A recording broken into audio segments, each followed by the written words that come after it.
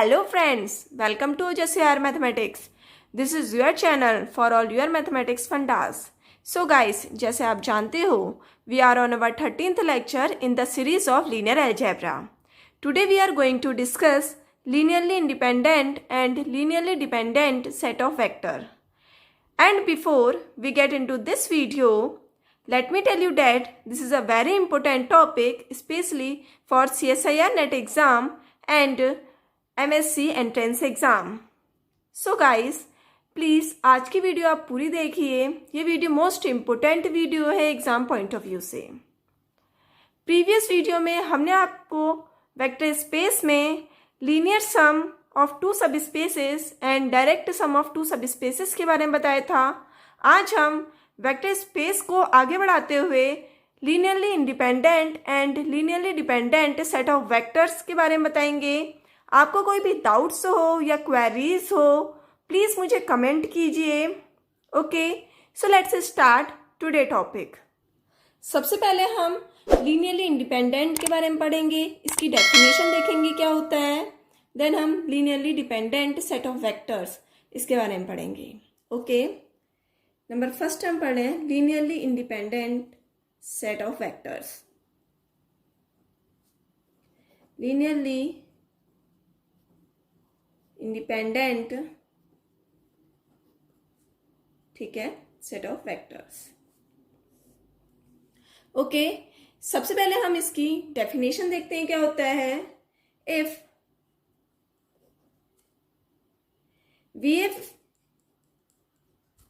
is a vector space,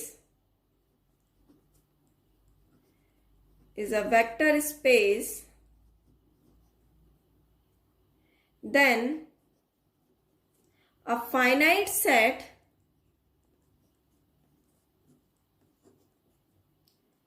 of vectors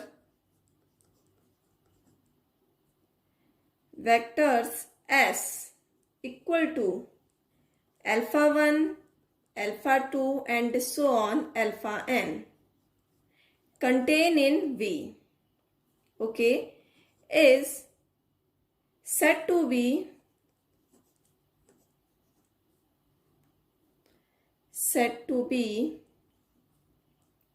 linearly independent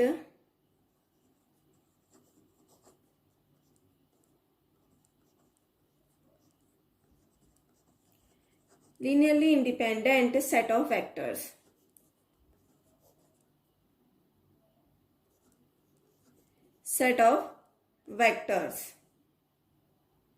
If there exists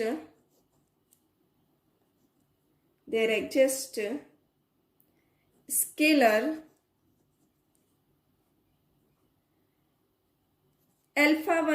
C1, C2 and so on Cn belongs to field, okay, then such that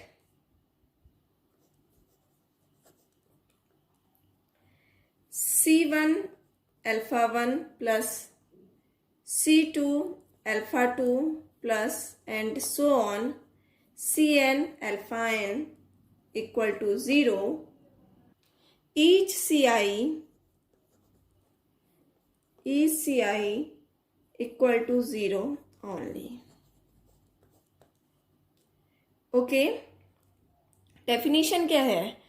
if VF क्या हमारे पास अगर कोई भी vector space है, ठीक है, VF अगर हमारे पास कोई भी वेक्टर स्पेस है, then a finite set of vectors, उसमें हम कोई फाइनाइट सेट ले रहे हैं S वेक्टर्स का, जो सबसेट है किसका, वेक्टर स्पेस का, VF का, ठीक है, तब हमारे पास वो क्या होगा, linearly independent set of vectors होंगे.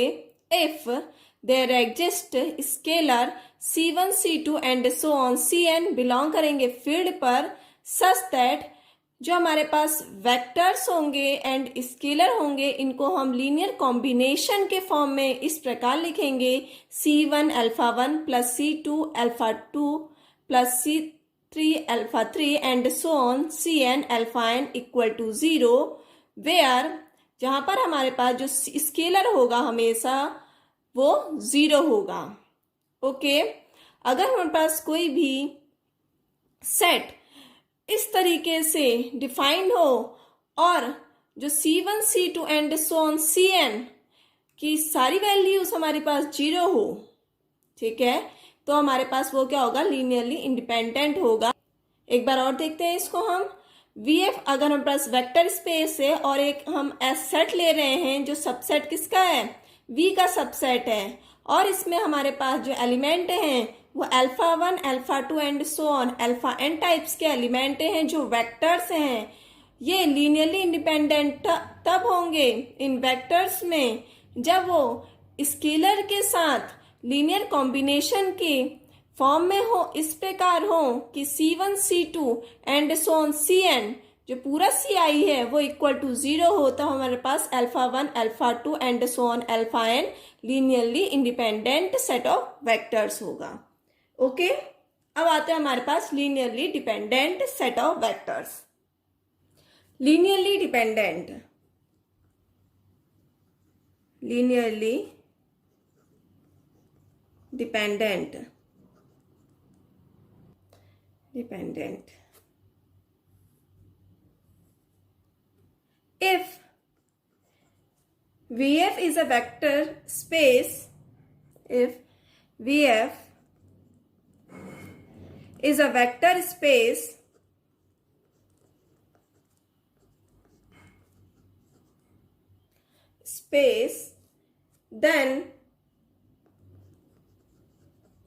then a finite set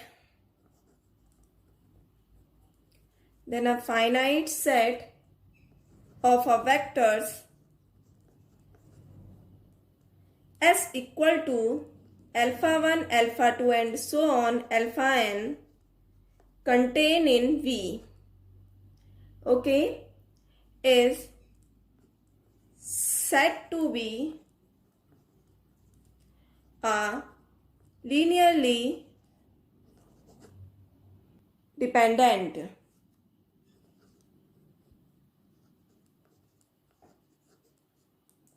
set of vectors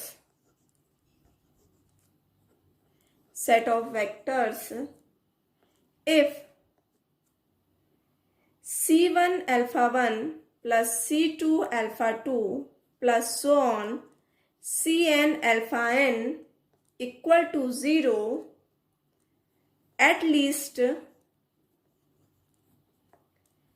one Ci non-zero।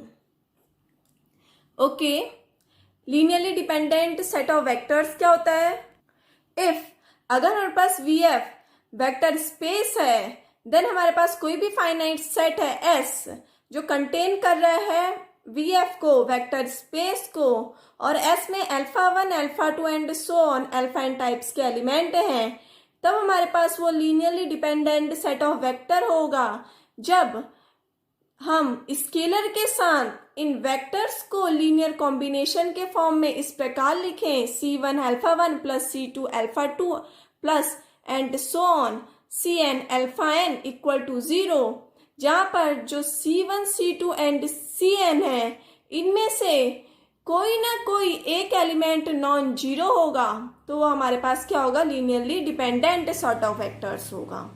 Okay, at least एक एलिमेंट को नॉन जीरो होना ही पड़ेगा। Okay, not all of them zero. ठीक है, आया समझ में? इन स्केलर में से किसी ना किसी को नॉन जीरो होना ही पड़ेगा, तब हमारे पास alpha 1 alpha 2 and so on alpha n क्या जाएंगे, लीनियरली डिपेंडेंट सेट आ जाएंगे। ओके, आइए हम इसके कुछ थ्योरम्स देखते हैं, नोट देखते हैं, देन हम इसके एग्जाम्पल्स समझेंगे कि linearly independent and dependent set of vectors क्या होता है। ओके, फर्स्ट थ्योरम क्या है हमारे पास, हम इसको नोट लेके देखते हैं। Number first, a set of vectors, a set of vectors from VF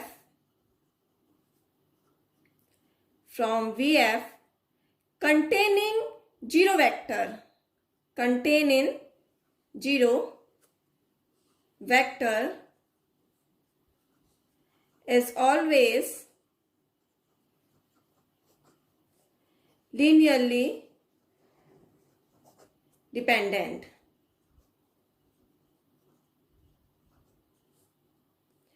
okay, अगर हमारे पास कोई भी सेट है वी एफ वेक्टर का जो कंटेन कर रहा है जीरो वेक्टर को, ओके, कोई हमारे पास सेट है वी एफ का जो कंटेन कर रहा है जीरो वेक्टर को, तो हमेशा क्या होगा, linearly dependent set of vectors होगा। ओके, आइए सेकंड थ्योरम देखते हैं हम क्या है। A set containing single non-zero vector is linearly independent set of vectors.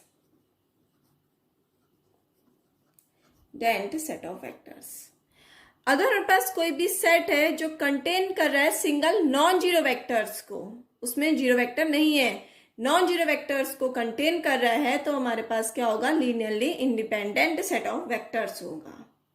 Okay, आइए थर्ड थ्योरम क्या है देखते हैं। Note third, every superset of linearly dependent set of vectors is linearly dependent.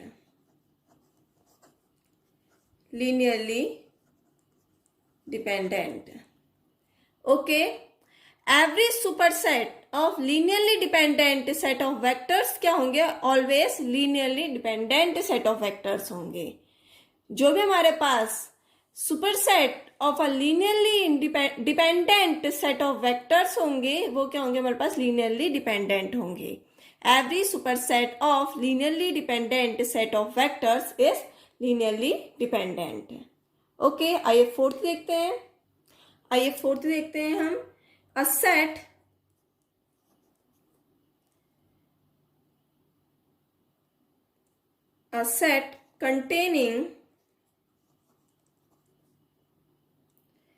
containing two non-zero vector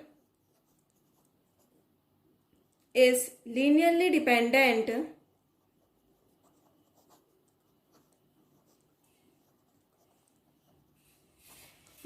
dependent if one of them multiply of other.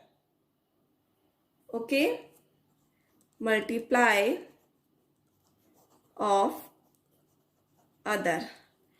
अगर हमारे पास दो non zero vector हैं, linearly dependent हैं, if उसमें से एक ना एक मल्टीप्लाई होगा दूसरे का, ठीक है। A set containing two non zero vector is linearly dependent if one of them multiply of other. आइए इसको हम प्रूफ करते हैं। हमें क्या दे रखे हैं, दो वेक्टर्स दे रखे हैं जो लीनियरली डिपेंडेंट हैं, ठीक है ना। तो उसमें हमें प्रूफ करना है कि एक ना एक दूसरे पे मल्टीप्लाई होगा। One of them is a scalar multiply of other. Okay, let हम अल्फा और बीटा दो वेक्टर ले रहे हैं, alpha beta be two linearly dependent LD. Linear dependent को हम किससे डिनोट करते हैं, एलडी से डिनोट करते हैं। Vector of the vector space VF, of the vector space VF then there exists scalar a comma b not both 0 because ये linearly dependent है, तो या तो a 0 होगा या तो b 0 होगा, दोनों 0 नहीं होंगे। Then such that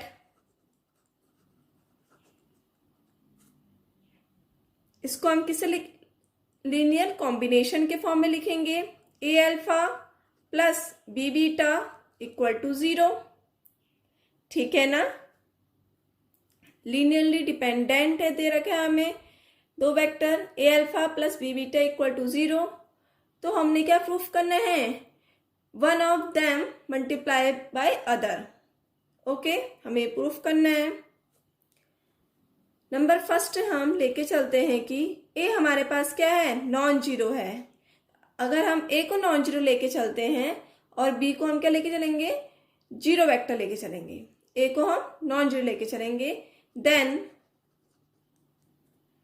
a alpha plus b beta equal to 0 and a alpha equal to minus का b बीटा।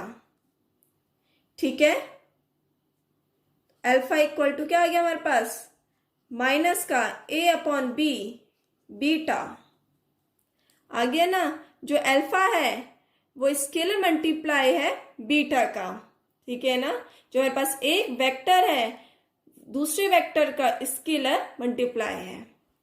ओके, तो हम इसे ऐसे लिख सकते हैं, alpha is a scalar multiply of beta. Okay, number second हम लेके चल रहे हैं, इफ बी हमारा क्या है, नॉन जीरो लेके चल रहे हैं, then a alpha plus B beta equal to 0। अब हम ए अल्फा को इधर लेके चलते हैं क्योंकि हम बी को क्या लेके चल रहे हैं, नॉन जीरो लेके चल रहे हैं। तो B beta equal to minus का A alpha, then beta equal to क्या आ गया, माइनस का ए अपॉन बी, और बी क्या हमारे पास है, नॉन जीरो है, इंटू अल्फा। देन हमारे पास क्या आ गया, बीटा क्या होगा, स्केलर मल्टीप्लाई हो गया अल्फा का। Okay, then beta is scalar multiply, scalar multiply of beta. ठीक है, अल्फा। जो बीटा हो गया वो स्केलर मल्टीप्लाई हो गया किसका, अल्फा का। ठीक है, तो हमारा प्रूफ हो गया है 10 one of the vector alpha comma beta is scalar multiply of the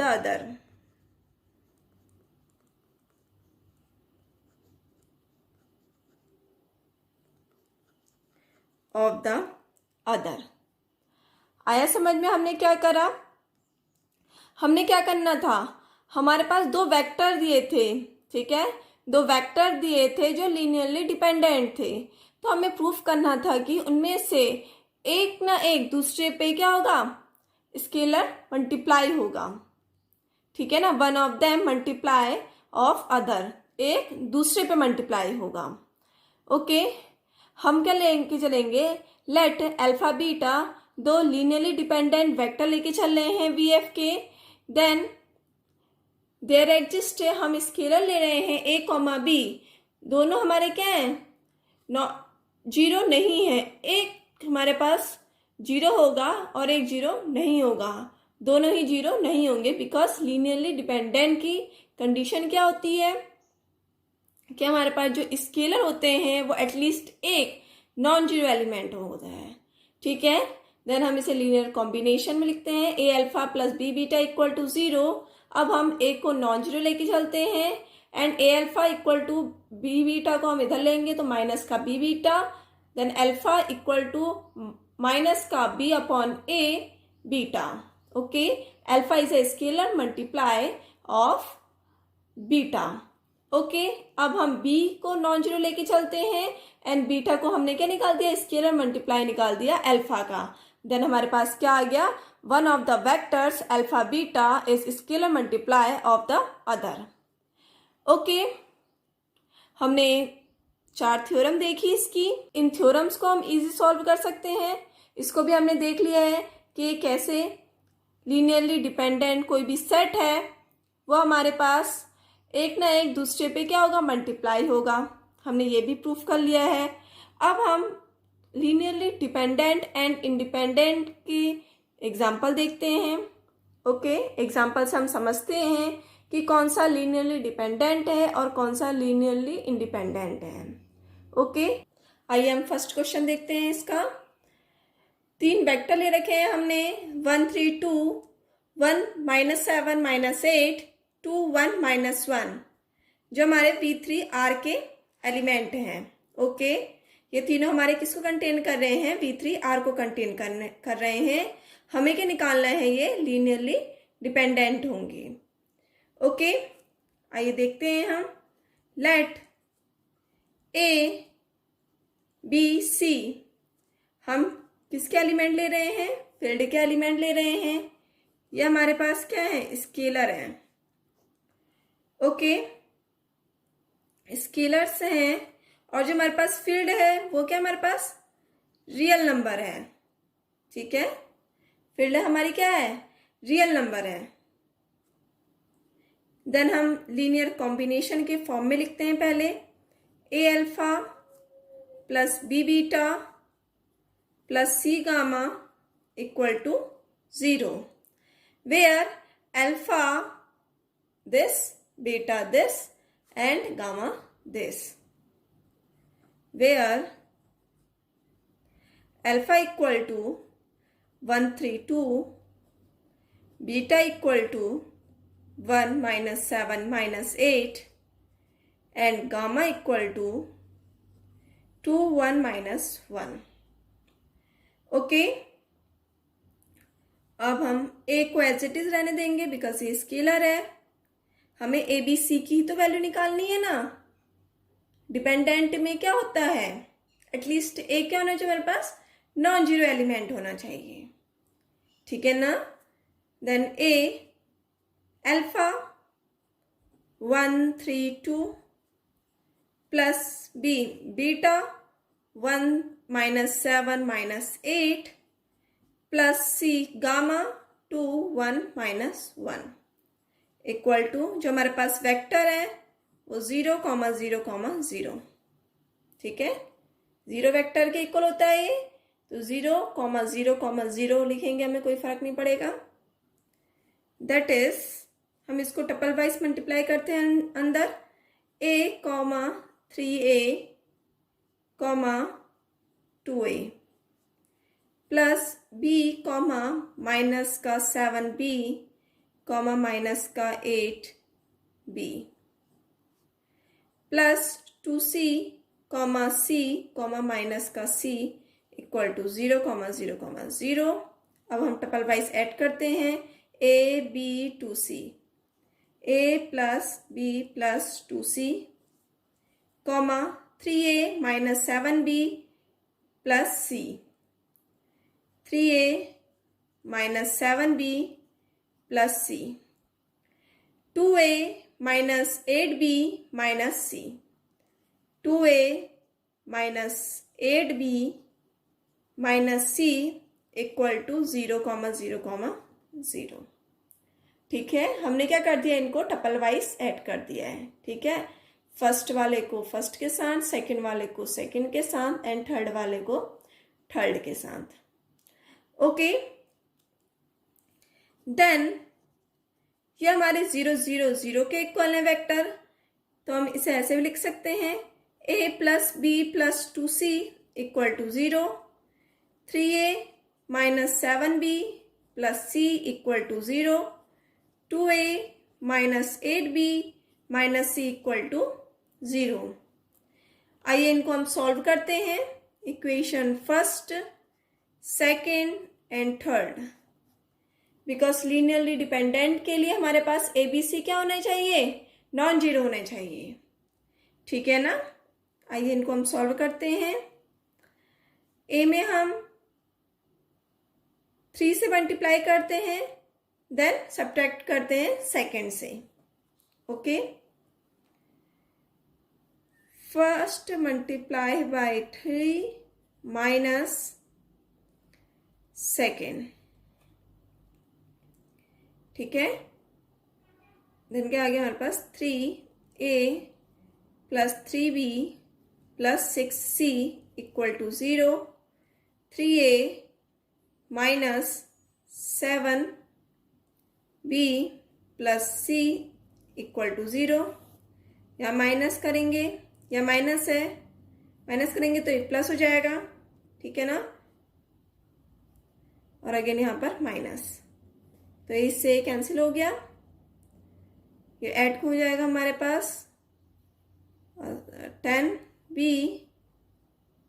minus होगा प्लस 5c इक्वल टू 0। इसमें से हम 5 कॉमन ले लेते हैं, तो 5 2b plus c equal to 0। Okay, फिर हमारे पास क्या आ गया 2b plus C equal to 0। 5 common लिया तो हमने, 5 यहाँ जाएगा तो 0 हो जाएगा, तो 2b plus C equal to 0। 2b plus C equal to 0। Okay, एक इक्वेशन हमारे पास ये आ गई फोर्थ। नाउ इन दोनों को सॉल्व करते हैं।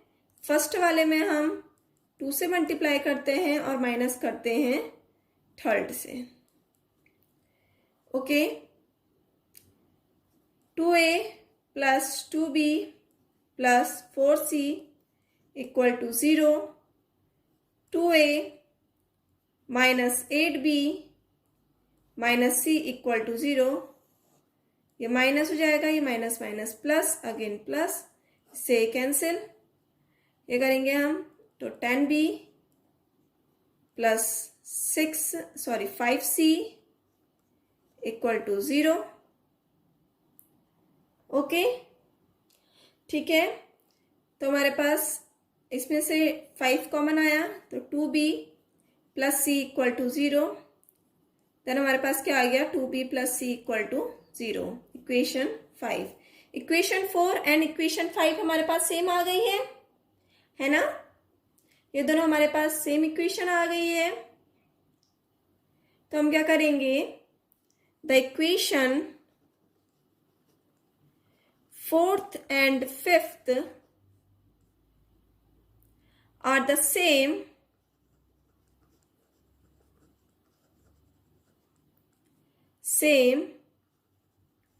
and give, इनसे क्या मिल गया हमें पास c इक्वल टू माइनस का 2b। ओके, c की वैल्यू क्या मिल गया हमारे पास, माइनस का 2b मिल गई। ठीक है ना, अब c की वैल्यू हम a में पुट कर देते हैं। ठीक है, देन हमारे पास a plus b plus 2c, c हमारे पास माइनस का 2b इक्वल टू 0। देन हमारे पास क्या हो गया a प्लस b माइनस का 4b equal to 0। a minus का 3b इक्वल टू 0। देन हमारे पास a की वैल्यू क्या आ गई, 3b आ गई है। ठीक है, हमारे पास a की वैल्यू कितनी आ गई, 3b आ गई है। अगर हम b की वैल्यू को 1 पुट करें, take b equal to 1, then हमारे पास a की वैल्यू कितनी आएगी, 3 आ जाएगी, और c की वैल्यू माइनस का 2 आ जाएगी। ठीक है ना, अगर हम b की वैल्यू 1 पुट कर रहे हैं तो a की वैल्यू 3 एंड c की वैल्यू 2 आ गई है, तो हमारे पास फर्स्ट सेकेंड थर्ड से वैल्यूज 1 3 एंड माइनस 2 आ गई है, तो हमारे पास सेट क्या हो गया, लीनियरली डिपेंडेंट सेट आ गया। हमारे पास नॉन जीरो सॉल्यूशंस आ गए हैं। ठीक है, देन हमारे पास hence set of vectors is linearly dependent। ठीक है ना। हमने सबसे पहले क्या किया, 3 इक्वेशन बनाई, ठीक है, इनको सॉल्व किया और हमारे पास जो स्केलर है इनकी वैल्यू हमारे पास नॉन जीरो आ गई है, तो हमारे पास सेट क्या होता है, लीनियरली डिपेंडेंट होता है इन वेक्टर्स का। 1 3 2, 1 -7 -8, 2 1 -1 का। ठीक है ना। तो हमारे पास V3R क्या आ गया, linearly dependent set of vectors आ गए हैं। ओके, अब हम लीनियरली इंडिपेंडेंट का एक एग्जांपल देखते हैं। हमने अभी किसका देखा, लीनियरली डिपेंडेंट का एक एग्जांपल देखा, उसको प्रूफ किया। अब हम दूसरा एग्जांपल लीनियरली इंडिपेंडेंट का लेके देखते हैं। अब हम दूसरा एग्जांपल ले रहे हैं, एक पॉलिनोमियल का सेट ले रहे हैं, 1x 1 + x + x²। हमने इसको क्या प्रूफ करना है, linearly independent set of vectors proof करना है in the vector space of all polynomials over a real number. ठीक है, हमारे पास फील्ड क्या है, इसमें रियल नंबर है। ठीक है, हमारे पास पॉलिनोमियल का सेट दिया है, हमने इसको क्या करना है, लीनियरली इंडिपेंडेंट प्रूफ करना है। ठीक है, लेट ABC हमारे फील्ड्स आ रहे हैं, हमारे पास फील्ड क्या है, रियल नंबर है। ठीक है, such that A alpha plus B beta plus C gamma equal to 0, alpha beta gamma 1x 1 + x + x²। Okay, यहाँ वैल्यू पुट कर लेते हैं। A अल्फा की जगह हमारे पास क्या है, 1 है, प्लस B बीटा की जगह पे क्या है हमारे पास, x, प्लस C गामा की जगह पे 1 + x + x² इक्वल टू 0। ठीक है ना। अब ये हमारे पास आ गया है, इनको अब टपल वाइज क्या करें, हम ऐड करते हैं, 1 वाले को 1 वाले के साथ, तो A के साथ 1 है एंड C के साथ 1 है, देन हमारे पास क्या जाएगा, A + C। ठीक है, प्लस BX को CX के साथ, BX + CX, ठीक है, प्लस CX² इक्वल टू 0। ठीक है, ये हमारे पास 0 0 0 वेक्टर होगा।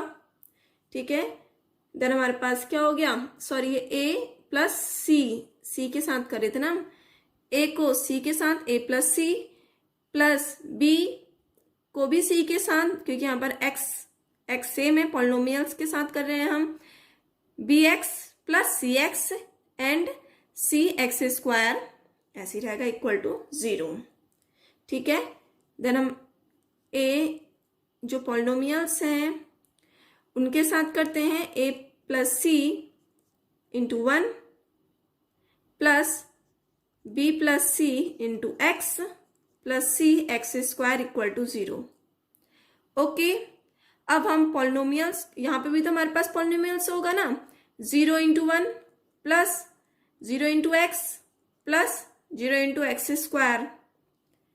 ठीक है ना, ये हमारे पास 0 0 0 वेक्टर ही तो है, तो हम कंपैरिजन करते हैं, A + C equal to 0, B + C equal to 0 and C equal to 0। Okay, C की वैल्यू क्या आ गया, हमारे पास 0 आ गई है, देन यहाँ से हमारे पास क्या आएगी, A की वैल्यू 0 आएगी और यहाँ से भी हमारे पास B की वैल्यू 0 आ जाएगी। तो हमारे पास होल ABC की वैल्यू 0 आ गई है, तो हमारे पास सेट क्या हो जाएगा, linearly independent set of vectors हो जाएगा।